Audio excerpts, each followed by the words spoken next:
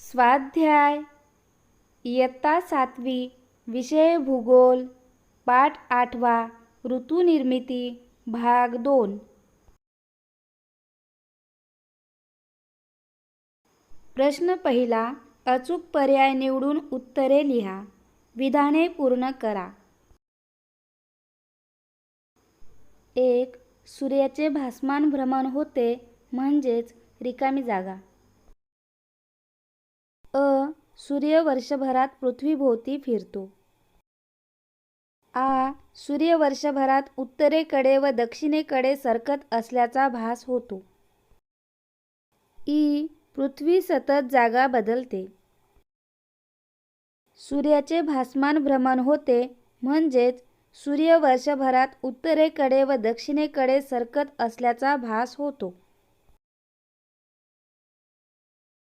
2. पृथ्वीचा आस कललेला नसता तर रिकामी जागा. पृथ्वी स्वतःभोवती फिरलीच नसती. पृथ्वी सूर्याभोवती जास्त वेगाने फिरली असती.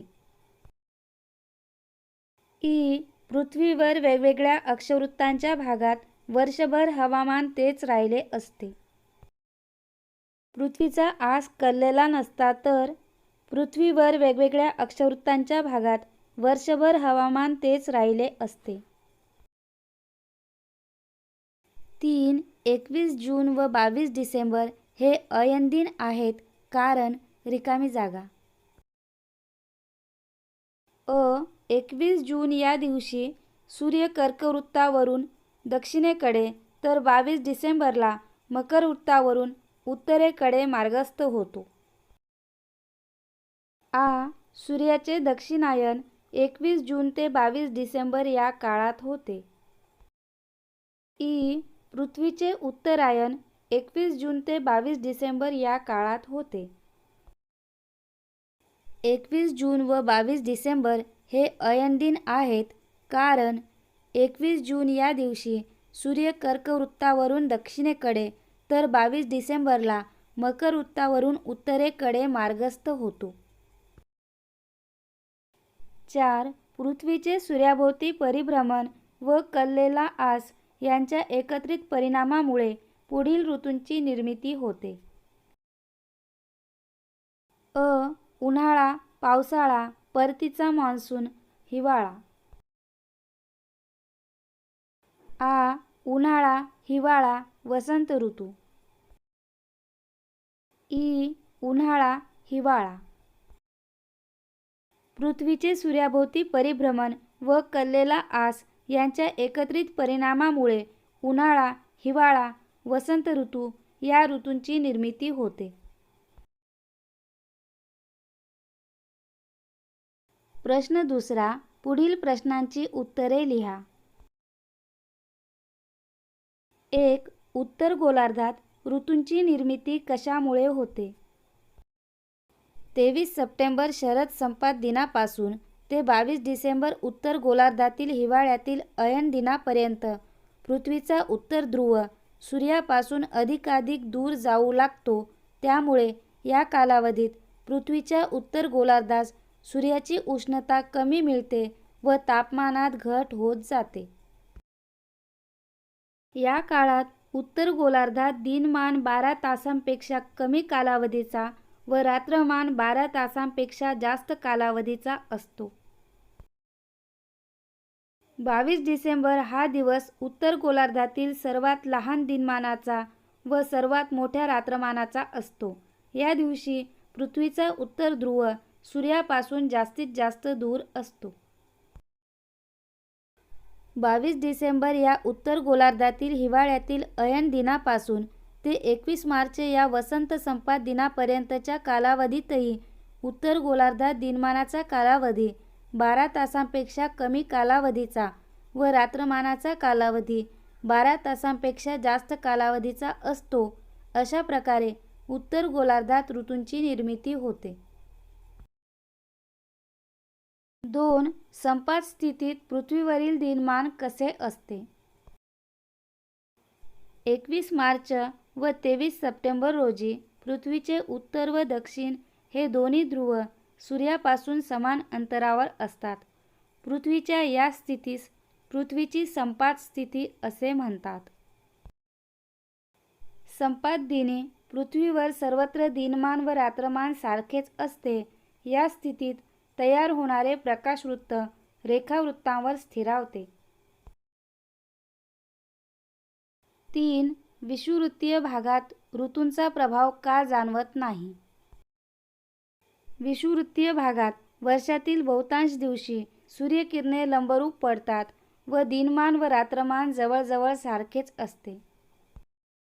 विषुववृत्तीय प्रदेशात वर्षभरातील विविध काळात सूर्यापासून मिळणाऱ्या उष्णतेत विशेष फरक पडत नसल्यामुळे हवामानाच्या स्थितीत फारसा फरक पडत नाही.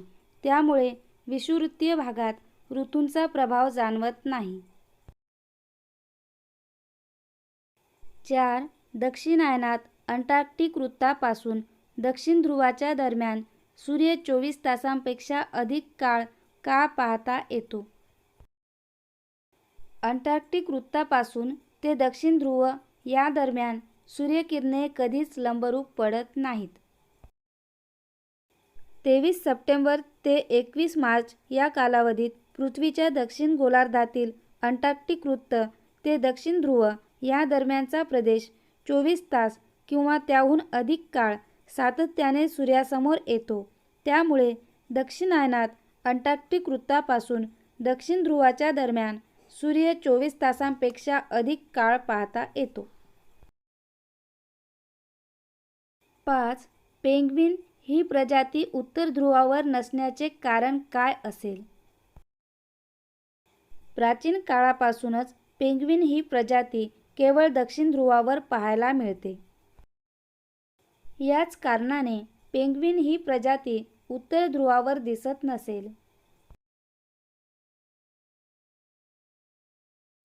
प्रश्न 3. खालील विधानांतील चुका दुरुस्त करून विधाने पुन्हा लिहा. 1. पृथ्वीच्या परिभ्रमण कालानुसार गती कमी अधिक होत असते. बरोबर. 2. आपण उत्तर गोलार्धातून पाहिले असता आपणास पृथ्वीचे भासमान भ्रमण झालेले दिसते. चूक. योग्य विधान. आपण उत्तर तसेच दक्षिण यापैकी कोणत्याही गोलार्धातून पाहिले असता आपणास सूर्याचे भासमान भ्रमण झालेले दिसते. 3. विषुव दिनाच्या तारखा प्रत्येक वर्षी बदलत असतात. बरोबर. 4. उत्तर कॅनडामध्ये सप्टेंबर ते मार्च हा उन्हाळ्याचा कालावधी असतो. चूक. अचूक विधान. उत्तर कॅनडामध्ये सप्टेंबर ते मार्च हा हिवाळ्याचा कालावधी असतो. 5. दक्षिण आफ्रिकेत जेव्हा उन्हाळा असतो तेव्हा ऑस्ट्रेलियात हिवाळा असतो. चूक. अचूक विधान. दक्षिण आफ्रिकेत जेव्हा उन्हाळा असतो तेव्हा ऑस्ट्रेलियातही उन्हाळा असतो. 6. वसंत संपात व शरद संपात स्थितीत दिनमान लहान असते. चूक. अचूक विधान. वसंत संपात व शरद संपात स्थितीत दिनमान व रात्रमान समसमान असते. प्रश्न 4. खालील आकृतीतील चुका सांगा. आकृती लक्षपूर्वक पहा. आकृतीतील चुका पुढील प्रमाणे. उत्तर गोलार्धात उन्हाळ्यातील अयन स्थिती 22 डिसेंबर रोजी दर्शवली आहे. प्रत्यक्षात ती 21 जूनने दर्शवावी लागत होती. उत्तर गोलार्धात हिवाळ्यातील अयन स्थिती 21 जून रोजी दर्शवली आहे. प्रत्यक्षात ती 22 डिसेंबरने दर्शवावी लागत होती. दक्षिण गोलार्धात उन्हाळ्यातील अयन स्थिती चुकीची दर्शवली आहे. दक्षिण गोलार्धात हिवाळ्यातील अयन स्थिती चुकीची दर्शवली आहे. प्रश्न 5वा. दक्षिण गोलार्धातील ऋतुचक्र दर्शवणारी आकृती काढा.